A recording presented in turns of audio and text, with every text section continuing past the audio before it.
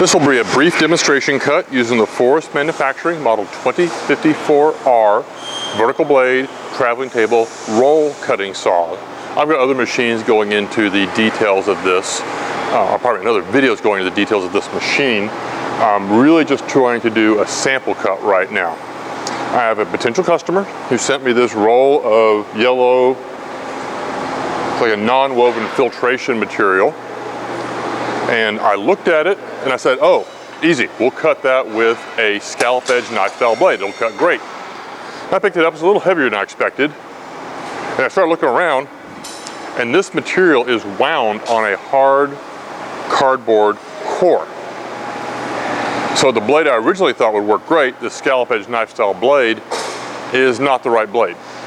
The scallop edge knife style blade looks like a bread knife, just like you have at home in the kitchen, and it will cut through this kind of filter media, fibrous, air filter material basically, very easily. Blast right through it. I've got other videos doing exactly that. However, much like you have a hard time getting a bread knife to saw through a 2x4, it's going to have a hard time getting through this cardboard core. The problem is a scallop edge knife style blade does not carve out a channel of material. A traditional bandsaw blade, much like any other handsaw or cutting tool, has teeth that cut out a channel of material and allows the blade to pass through. So if you're cutting through a piece of wood or a hard cardboard core, the teeth cut out a channel and pass right through. The knife style blade just parts the material. It doesn't carve out a channel. Then when you're cutting squishy filter material like this, that's no problem. The material just squishes out of the way. That's an engineering term. The material just squishes out of the way, no trouble at all. But when that knife style blade hits the hard cardboard core, it's going to get stuck, I think. I have had instances where I've cut through very thin walled cardboard cores. Think of the cardboard core at the center of a roll of paper towels. Cut through them fine. This is somewhere in the middle, so I'm going to find out. Pull the table to the home position. Run the workpiece over. I'm going to go ahead and use my fence to index the workpiece and just take off a little cut here. A little more than that. This workpiece is fairly meaty, so it probably would not roll around on its own. But to make sure, I'm going to use a little magnet on the steel frame of the roller conveyor, just as a little backstop, encourage it from coming back this direction.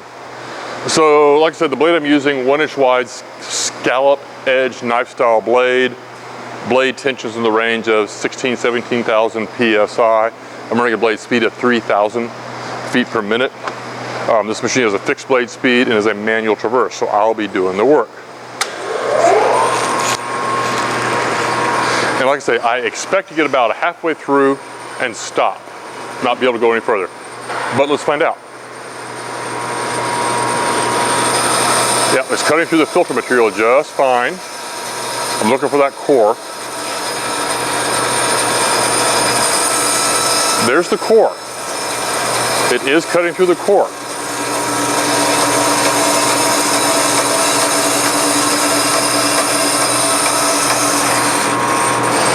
Or the core does not extend all the way to the edge of the workpiece, and I didn't cut through the core at all. I think that may be what happened here.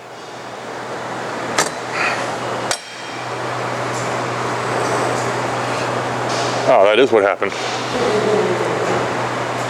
Yeah, the core is another inch or two in there. I'm gonna take another cut.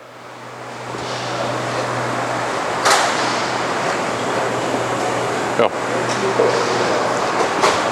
Except for the fact that it unspooled, this stuff cut great.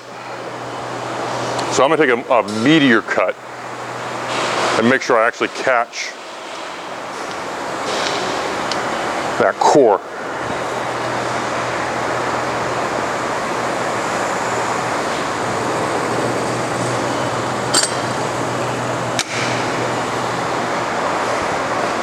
Except I have to have the blade in, I have to have the table in the home position before I move the workpiece.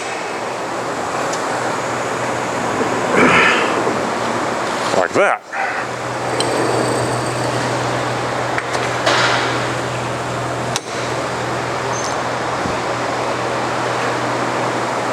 Okay, second time.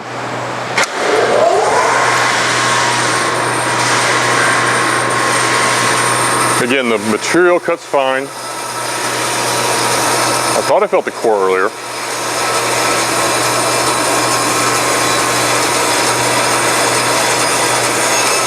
That's definitely the core. I'm forcing my way through it.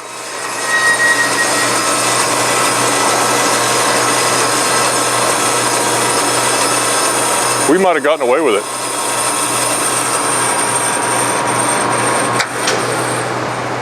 We might have gotten away with that.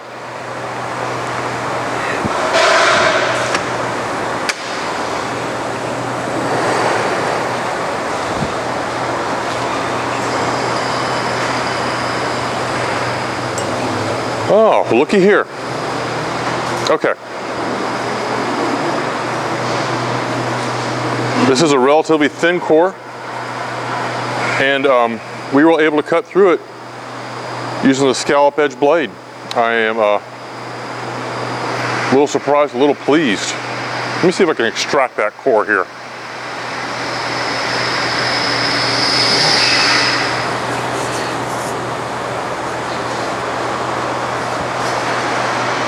Okay, it did go a little cattywampus. So we were able to cut through the core, burn through it as much as anything, but the cut went crooked in the process of burning through that core.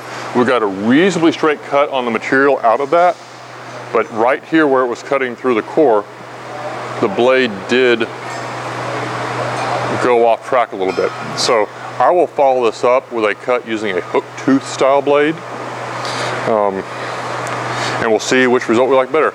If you have any questions, please feel free to call or email us at Forest Manufacturing. Thank you for your time.